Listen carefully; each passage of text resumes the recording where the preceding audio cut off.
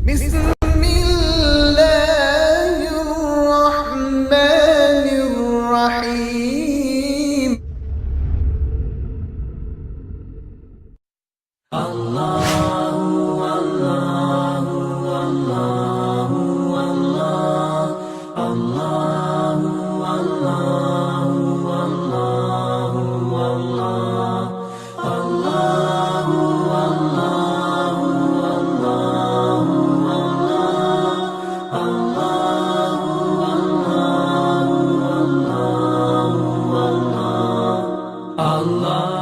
نحمده ونصلي على رسوله خير الأولين والآخرين وعلى آله الطيبين الطاهرين وأصحابه الراشدين المهديين. أعوذ بالله من الشيطان الرجيم. بسم الله الرحمن الرحيم. ليلة القدر خير من 1000 شهر. صدق الله مولانا العظيم. جمیع ناظرین مکرم، جملہ سامعین محترم،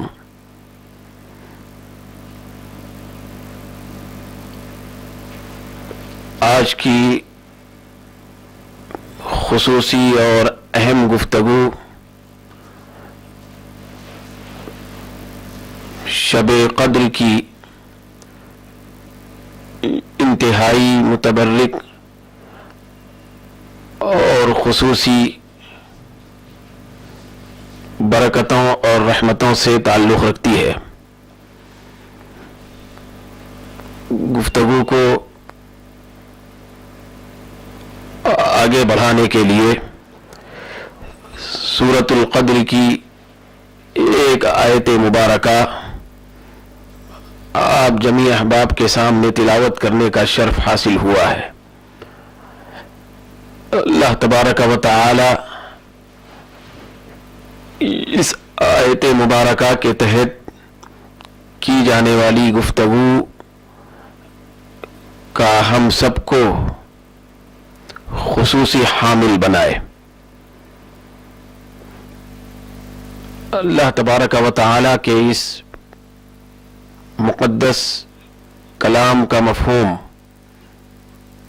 بارہا آپ سنتے رہتے ہیں، لیکن حصول برکت کے لیے مفہوم دوبارہ آپ کے سامنے پیش کیا جا رہا ہے. اللہ تبارک و تعالی ارشاد فرما رہا ہے: لیلۃ القدر خیر من 1000 شہر. شب قدر 1000 مہینوں سے بہتر ہے. ناظرین مکرم، شب قدر کے حوالے سے گفتگو کرنے کے مختلف میدان ہیں. ایک ہے شب قدر کے اندر فرشتوں کا نزول کس طرح ہوتا ہے. شب قدر کے اندر پروردگار عالم کی طرف سے سلامتی کا نزول کیسے ہوتا ہے، اور شب قدر کی ذاتی اور خصوصی عظمت اور فضیلت کا عالم کیا ہے. لیکن جو بات میں آپ سے کرنے جا رہا ہوں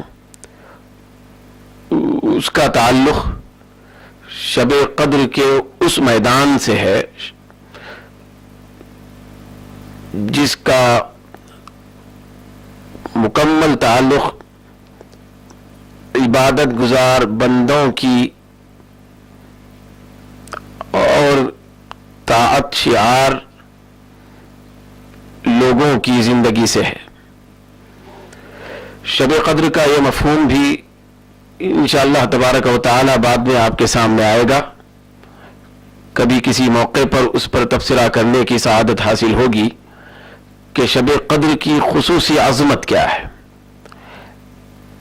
اور شب قدر کے اندر اللہ تبارک و تعالی نے بطور خاص کس قسم کی برکت اور کس درجے کی رحمت رکھا ہے. یہ بات بھی اسی آیت مبارکہ کے تحت ہو سکتی ہے، لیکن آج کا کلام جس میدان سے تعلق رکھتا ہے وہ یہ ہے کہ شب قدر کی بہتری کا بندوں کی زندگی پر کیسے اثر مرتب ہوتا ہے اور بندے شب قدر کی بہتری سے کیسے خیرات حاصل کریں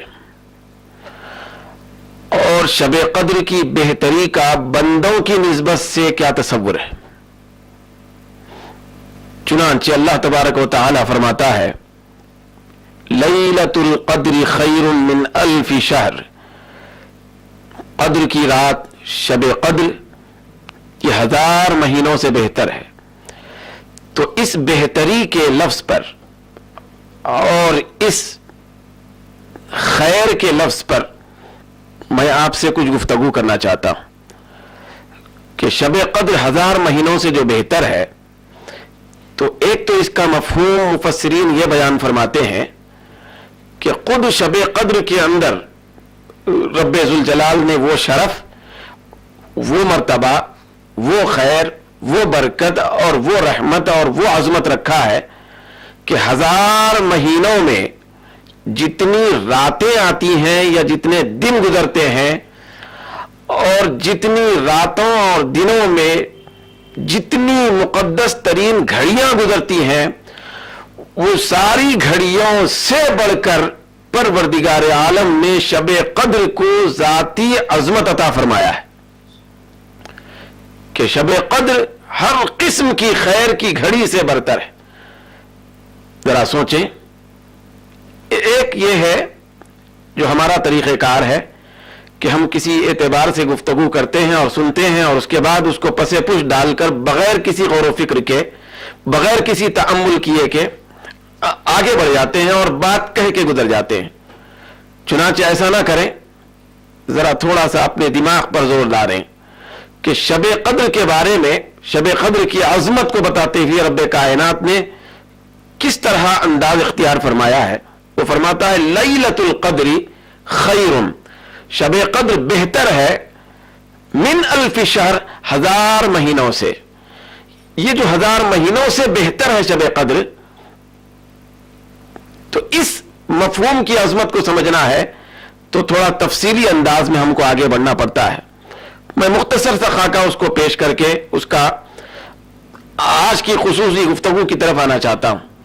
وہ یہ ہے کہ 1000 مہینوں میں کس قسم کے باعظمت دن اور کس قسم کے فضیلت والی راتیں ہیں. ذرا اندازہ لگائیے. 1000 مہینوں کے اندر بہت سارے ہزاروں دن ہیں جن دنوں کے اوپر فرشتے بھی قربان. 1000 مہینوں کے اندر بہت ساری ایسی مقدس ترین راتیں بھی ہیں کہ جن راتوں کے تصدق میں رب کائنات لاکھوں کروڑوں گناہگاروں کو معافی عطا فرماتا ہے.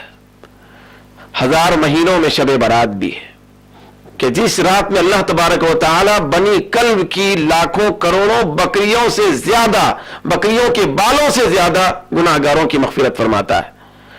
نہ جانے 1000 مہینوں میں کتنی راتیں شب برات، کتنی شب برات گزریں گی. پھر 1000 مہینوں میں کتنے یوم عرفہ گزریں گے. 1000 مہینوں میں کتنی زیادہ مبارک ماہ رمضان کی راتیں گزریں گے. پھر اس کے روزے کے دن گزریں گے.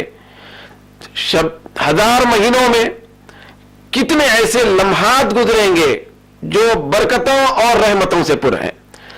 تو اللہ رب العزت نے فرمایا کہ ایسی برکتوں اور رحمتوں سے پر بھرے ہوئے مملو دن اور رات جتنے بھی ہیں وہ سارے کے سارے 1000 مہینوں کے اندر آنے والی ہر قسم کی راتوں اور آنے والے ہر قسم کے دنوں سے زیادہ بہتر ایک شب قدر ہے. تو یہ اس کی ذاتی عظمت ہے. لیکن دوستو، ایک ہوتا ہے کسی کی خصوصی ذات کی عظمت، اس شے کی فضیلت اور اس کی برکت کہ وہ اس کے اندر دائر کی ہوئی ہوتی ہے، اس کے اندر پائی جاتی ہے. دوسرا یہ ہے کہ یہ کہنے کا مطلب کیا ہے، اس کے اندر پیغام کیا ہے. یہ کیوں کہا جا رہا ہے یہ تعارف کیوں کرایا جا رہا ہے کہ شب قدر 1000 مہینوں سے بہتر ہے؟ یہ صرف اس رات کے اندر پائے جانے والے انوار اور برکات کو واضح کرنے کے لیے کہا جا رہا کہ بندے صرف شب قدر کی اس برکت کو اور ان انوار کو سمجھیں اور خاموش بیٹھ جائیں؟ نہیں، اس کے اندر بندوں کے لیے ایک پیغام ہے. وہ پیغام یہ ہے کہ رب کائنات بندوں کو جھنجھوڑنا چاہتا ہے. متنبع فرما رہا ہے کہ دیکھو تمہاری مغفرت، تمہاری بخشش، پھر تمہاری نجات کے لیے میں نے ایک ایسی رات تمہارے لیے بنائی ہے جو 1000 مہینوں سے بہتر ہے. مطلب یہ ہے کہ اس رات میں کچھ کر کے نجات کی سند حاصل کر لو. یہ کچھ کرنے کی رات ہے، طاعت کر کے قدر کرنے کی رات ہے. یہ رات عبادت گزاری کی رات ہے. یہ رات توبہ استغفار کی رات ہے. یہ رات پروردگار عالم کی بارگاہ میں خشوع خضوع اختیار کرنے کی رات ہے. یہ رات آہو بکا کرنے کی رات ہے. یہ رات اپنے دلوں کو نرم بنانے کی رات ہے. یہ رات آنکھوں کو آنسو سے تر بنانے کی رات ہے. یہ رات معافی مانگنے کی رات ہے. یہ رات رب ذوالجلال سے اپنا ٹوٹا ہوا رشتہ دوبارہ بحال کرنے کی رات ہے.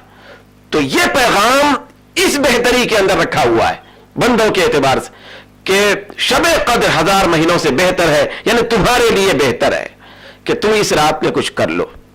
تو دوستو یہ رات کچھ کرنے کی ہے. اس رات کے اندر سجدہ ریزیاں کرنے کا موقع ہے.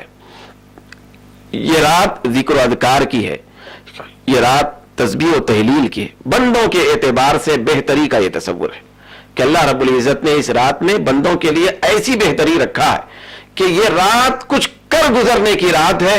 یہ رات صرف عبادت، اخلاص، رضامندی اور پروردگار عالم کو پانے کی جستجو کرنے کی رات ہے.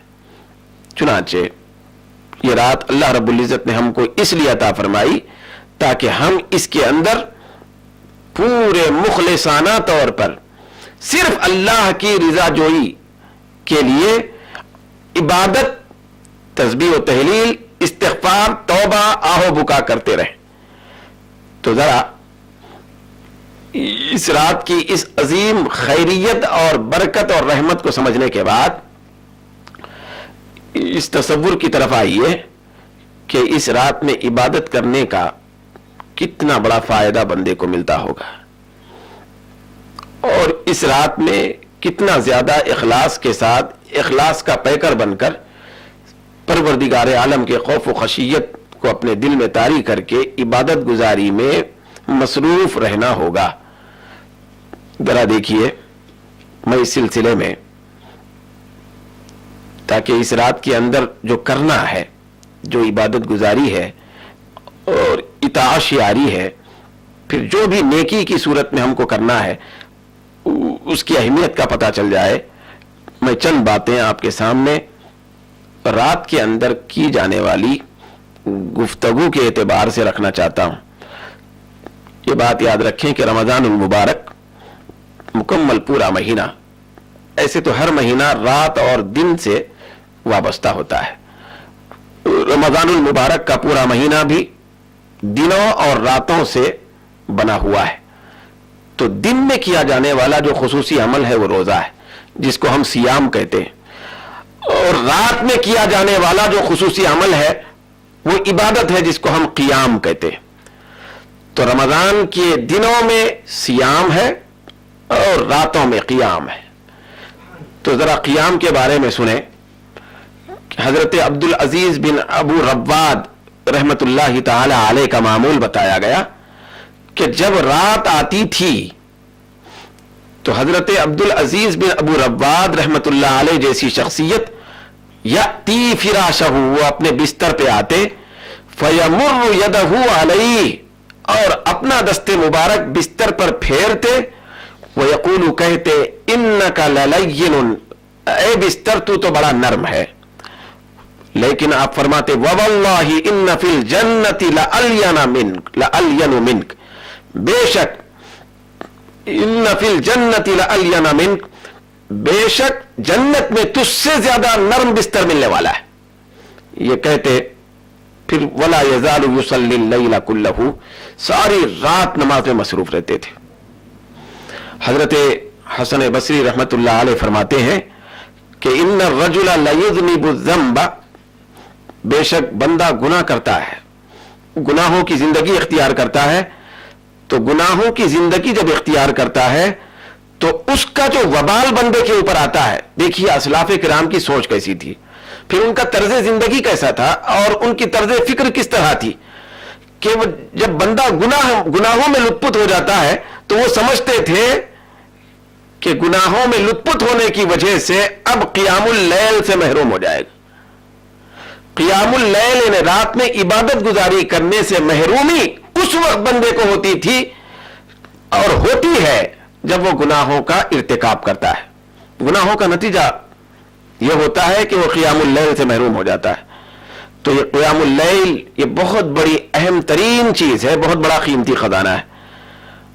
कीमती खजाना हजरत फुज़ैल बिन अय्याज़ रहमतुल्लाह अलैह फरमाते हैं कि इज़ा लम तक़दिर अला क़ियामिल लैल व सियामिन नहार फ़अलम अन्नका महरूमुन। ऐ बंदे, जब तू क़ियामुल लैल पर, रात में इबादत गुजारी पर कुदरत न रखे और दिन में रोजा रखने पर कुदरत न रखे और न रखे, तो बेशक समझ ले कि तू महरूम हो गया है और तेरे गुनाह बढ़ गए। तो दोस्तों, ये आम रातों की बात है, ये आम दिनों की बात है, ये आम घड़ियों की बात है कि जिसके सिलसिले में ये अकाबिर बुजुर्गान दीन इस तरह का तस्वुर पेश कर रहे हैं कि क़ियामुल लैल यानी आम रात में क़ियाम करना ये बहुत बड़ी सआदतमंदी की बात है, ये बहुत बड़ी सआदतमंदी की बात है। तो अब शबे कद्र की जो मुबारक घड़ियां हैं, जो 1000 महीनों से बेहतर है बंदों की इबादत के लिए, इताअत के लिए, तौबा के लिए, इस्तिग़फ़ार के लिए, नदामत के लिए, खशियत के इजहार के लिए और खौफ के लिए, तो इसका आलम क्या होगा, इसकी बेहतरी कितने ज्यादा ऊंचे दर्जे पर फायज होगी। हजरत अबुल जुवैरिया रहमतुल्लाह अलैह फरमाते हैं असलाफ किराम का क़ियामुल लैल का आलम क्या था।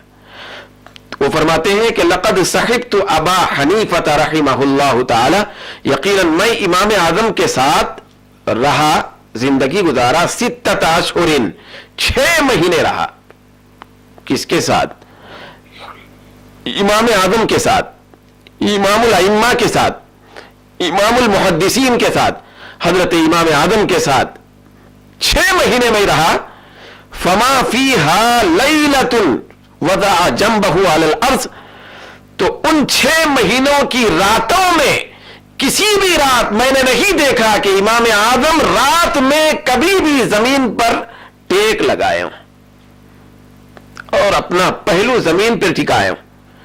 यानी बताना यह मकसूद है कि इमाम आज़म पूरी की पूरी रात इबादत में गुजारते, तक़र्रुब इलाही की लज्जत में गुजारते, आहो बुका में गुजारते, माफी मांगने में गुजारते और मग़फ़िरत चाहने में और बख्शिश चाहने में गुजारते। तो ये हमारे असलाफ किराम का रात गुजारने का और क़ियामुल लैल का तरीक़ेकार था, ये उनका अंदाज था। और इसी तरीके से ये बात याद रखें कि अल्लाह तबारक व तआला जब अपने किसी बंदे को तौफीक वाला बनाना चाहता है तो उस बंदे के अंदर ऐसी तड़प और कैफियत पैदा करता है कि वो बंदा जिंदगी भर शबो रोज इबादत की कोशिश में लगा रहता है। ये तौफीक इलाही का नतीजा होता है। और अकाबिर औलिया इकराम ने बयान फरमाया, सालिहीन किराम ने बयान फरमाया कि इबादत की तौफीक दिए जाने पर जब बंदा शुक्र गुजारी करता है तो ये शुक्र सारी नेमतों पर किए जाने वाले शुक्र से बड़ा मर्तबा रखता है। गोया कि वो बताना चाहते हैं कि अल्लाह ताला की तरफ से मिलने वाली हर किस्म की हजारों लाखों करोड़ों नेमतों में सबसे बड़ी नेमत यह है कि अल्लाह रब्बुल इज्जत इबादत की तौफीक अता फरमाए, क़ियामुल लैल का हौसला और जज्बा अता फरमाए। तो ये शुक्रगुजारी जो जज्बा इबादत पर होती है वो सारे शुक्रों में सबसे बड़ा मर्तबा रखती है। तो इसी के पेश नजर उनका तरीक़ेकार और उनका जुस्तजू का आलम यह था کہ ہمیشہ وہ رات بھر عبادت گزاری کیا کرتے تھے اور پوری زندگی کا ان کا یہی معمول تھا. حضرت حسن بصری رحمت اللہ علیہ فرماتے ہیں, جس کو تنبیہ المقتدین کے مصنف نے بڑے شرح و بسط کے ساتھ بیان فرمایا, کہ آپ فرماتے ہیں کہ میں نے اپنی آنکھوں سے ایسے لوگوں کو دیکھا, یہ حضرت حسن بصری کے الفاظ ہیں, کہ میں ایسے لوگوں کو اپنی آنکھوں سے دیکھا اور ان لوگوں کی صحبت میں رہا کہ جو دنیا آنے پر نہ خوش ہوتے تھے, نہ دنیا کے نکل جانے پر غمگین ہوتے تھے. پھر ان کا طریقہ کار یہ تھا کہ جب رات آ جاتی تو اپنے قدموں پہ کھڑے رہتے اور اپنی جبینوں کو فرش بنا دیتے تھے اور زمین سے لگا دیتے تھے اور ساری رات پروردگار عالم کی عبادت اور آہ و بکا میں گزارتے تھے. یہ حضرت حسن بصری کا مشاہدہ ہے کہ ایسے لوگ میں نے دیکھے ہیں. پھر اس کے بعد انہوں نے بیان فرمایا کہ ایسے لوگوں کو میں نے دیکھا کہ جب وہ عبادت گزاری میں رہتے اور حالت سجدہ میں چلے جاتے تو اللہ کی خشیت سے جب آنسو بہتے تو وہ آنسو ان کے رخساروں سے ٹپک ٹپک کر اتنی زیادہ کثیر تعداد میں بہتے کہ باہر سے آنے والے لوگ یہ سمجھ جاتے کہ یہ ان کے وضو کا پانی بہ رہا ہے. دراصل وہ آنسو کا پانی ہوتا تھا. تو قیام اللیل کا ایک عجیب انداز تھا. یہ رات کی اہمیت کا, کہ رات کی اہمیت میں عبادت کرنے کا ایک عجیب ڈھنگ تھا جو اسلاف اکرام کی زندگیوں میں ہم کو ملتا ہے. تو دوستو یہ عام راتوں کی بات تھی, جو وہ لوگ عام راتوں کی اتنی زیادہ اپنے دل کے اندر عظمت رکھ کر عبادت کرتے تھے. یہاں شب قدر کا عالم کیا ہوگا, جس رات کو قدر کی رات کہا گیا, جس رات کو مرتبے کی رات کہا گیا, جس رات کو عزت کی رات کہا گیا, جس رات کو شرافت کی رات کہا گیا, جس رات کو عظمت اور برتری کی رات کہا گیا. تو خود قرآن نے جس کو عظمت اور برتری اور بہتری کی رات کہا ہے, تو اس کے اندر عبادت گزاری کے فوائد کا عالم کیا ہوگا اور کتنا زیادہ اس کے اندر عبادت گزاری سے بندہ اپنے آپ کو وابستہ کرنا ہوگا. چنانچہ مزید میری اور آپ کی ترغیب کے لیے چند باتیں مختصراً عرض کرتا ہوں کہ عبادت شعار لوگوں میں ایک بہت بڑا نام حضرت منصور بن معتمر رحمت اللہ علیہ کا بھی آتا ہے. جب آپ کا وصال ہوا تو ایک شخص نے آپ کی والدہ سے کہا کہ منصور نے اپنی زندگی میں کیا کیا ہے, منصور نے اپنی زندگی میں کیا عمل کیا ہے.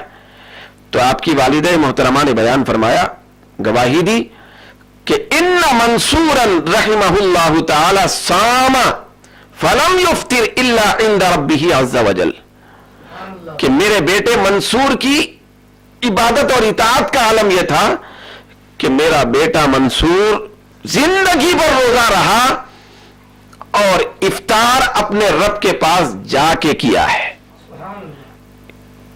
پھر اس کے بعد حضرت داؤد طائی رحمت اللہ تعالی علیہ کے بارے میں آیا کہ آپ یواصل العبادت لیلا ونہارا حتی لم یبق له وقت یأکل فیہ ولا یشرب. حضرت داؤد طائی کی عبادت کا عالم یہ تھا کہ وہ رات دن عبادت میں اتنا زیادہ جڑے ہوئے ہوتے کہ ان کو کھانے پینے کا بھی وقت نہ ملتا تھا. یہ ان کی عبادت کا عالم. پھر ایک بہت بڑا نام عبادت کے حوالے سے بھی, وہ نام عشق اور محبت کے حوالے سے بھی عام ہے. وہ نام والدہ کی خدمت کے حوالے سے بھی عام ہے. وہ نام تقوی پرہیزگاری کے اعتبار سے بھی جانا جاتا ہے. وہ نام آہو بکا کے اعتبار سے بھی بہت زیادہ مشہور ہے. لیکن وہ نام عبادت گزاری کے اعتبار سے بھی اتنا مشہور ہے کہ جس نام کو جن کی عبادت اور اطاعت شعاری کو پڑھ کر یا سن کر بندوں کے رونگٹے کھڑے ہو جائیں, وہ نام ہے حضرت سیدنا سید التابعین اویس قرنی رضی اللہ تعالی عنہ کا. آپ کے بارے میں آیا کہ یحیی اللیل کلہ بسجدۃ واحدۃ, حضرت اویس قرنی رضی اللہ تعالی عنہ کی عبادت کا معمول یہ تھا کہ ایک ہی سجدے میں کبھی ساری رات گزر جاتی تھی، صرف ایک سجدہ ہوتا تھا. اور حضرت اویس قرنی رضی اللہ تعالی عنہ جو اتنے بڑے جلیل القدر تابعی ہیں، ان کے بارے میں ہی ہے کہ ایک شخص آپ کی طرف دیکھ کر آپ سے پوچھا کہ سرکار کیا بات ہے کہ میں آپ کو پورا زمانہ بھر مریض دیکھتا ہوں. تو آپ نے ارشاد فرمایا بھائی اویس مریض کیسے ہو سکتا ہے، میں مریض کیسے بن سکتا ہوں، مجھ سے مریض کا کیسے تعلق ہو سکتا ہے، میری تشبیہ مریض سے کیسے دی جا سکتی ہے جبکہ مریض بھی کھاتا اور پیتا ہے اور میں تو ساری زندگی بھر نہ کھاتا ہوں نہ پیتا ہوں، میں بغیر کھائے کے رہتا ہوں. تو اس طرح آپ نے فرمایا کہ مریض سوتا بھی ہے لیکن یہ اویس سوتا نہیں ہے، ساری رات بھر اللہ تبارک و تعالیٰ کی عبادت میں گزارتا رہتا ہے اور رات کو گزارتا ہے. حضرت ابراہیم بن ادھم رحمت اللہ تعالی علیہ کے پاس ایک شخص پہنچتا ہے، آپ کو عشاء کی نماز پڑھتا ہوا پاتا ہے، تو فجر تک وہ دیکھتا رہتا ہے، انتظار کرتا ہے. حضرت ابراہیم بن ادھم رحمت اللہ علیہ بعد نماز عشاء لیٹ گئے. جب فجر طلوع ہو گئی تو حضرت ابراہیم بن ادھم رحمت اللہ علیہ نماز کے لیے تشریف لے گئے اور بغیر وضو کیے نماز میں کھڑے ہو گئے. تو اس شخص نے کہا آپ نماز کیسے پڑھ رہے ہیں جبکہ آپ نے رات بھر سویا ہے؟ تو حضرت ابراہیم بن ادھم رحمت اللہ علیہ فرماتے ہیں کہ اے شخص مجھے نیند کب لگی تھی، رات بھر میں ایسے ہی لیٹا رہا اور اللہ تبارک و تعالیٰ کی محبت کے جلووں میں اپنے دماغ اور اپنے دل کو سما کے رکھا تھا، تو میں اسی غور و فکر میں اور اپنی بخشش کے اعتبار سے سوچ سوچ کر گزارا ہوں، مجھے نیند نہیں لگی. تو حضرت ابراہیم بن ادھم رحمت اللہ علیہ کا یہ معمول زندگی تھا. تو اس طرح اتنے بڑے بڑے اکابر بزرگان دین جب عام راتوں کو اتنا زیادہ عبادت گزاری اختیار کرتے ہیں تو پھر ان کی شب قدر کا عالم کیا ہوتا ہوگا. حضرت سیدنا ابو ہریرہ رضی اللہ تعالی عنہ فرماتے ہیں سرکار نے فرمایا کہ جو نوجوان، یہ حضور سرور کائنات صلی اللہ علیہ وسلم کا ارشاد پاک حدیث پاک ہے کہ حضور فرماتے ہیں کہ وَشَابٌ نَشَأَ فِي عِبَادَةِ اللَّهِ، جو نوجوان اللہ کی عبادت میں پروان چڑھتا ہے اور شب و روز اللہ کی عبادت میں وہ اپنے آپ کو مصروف رکھ کر جوانی کی منزلیں طے کرتا ہے تو اللہ تبارک و تعالی قیامت کے دن اس کو اپنے سائے میں رکھتا ہے، اس بندے کو، اس نوجوان کو اپنا سایہ عطا فرماتا ہے. تو یہ فائدہ عبادت گزاری کا ہوتا ہے جبکہ بندہ شب و روز کی اہمیت سمجھ کر عبادت گزاری کرے. تو اس اعتبار سے عبادت کرنے کے لیے، اطاعت اختیار کرنے کے لیے، توبہ استغفار کے لیے یہ شب قدر ہمارے لیے بہت بڑی بہتر ہے، اور اتنی بہتر ہے کہ 1000 مہینوں سے بہتر بنا دیا گیا ہے کہ اگر ہم 1000 مہینے بھی عبادت کریں تو وہ فائدہ، وہ ثواب نہیں پا سکتے جو شب قدر میں عبادت پر ہم کو دیا جاتا ہے. تو یہ عبادت کرنے کی رات ہے، تو اس طرح اس رات کے تقدس کو ہم سمجھیں اور زیادہ سے زیادہ عبادت کرنے کی کوشش کرتے رہیں. عبادت میں کوشش کرنا یہ اسلاف کرام کا انتہائی مرغوب طریقہ ہے. پروردگار عالم ہم سب کو شب قدر کی مبارک گھڑیوں میں زیادہ سے زیادہ عبادت کرنے کی توفیق عطا فرمائے. وما علینا الا البلاغ.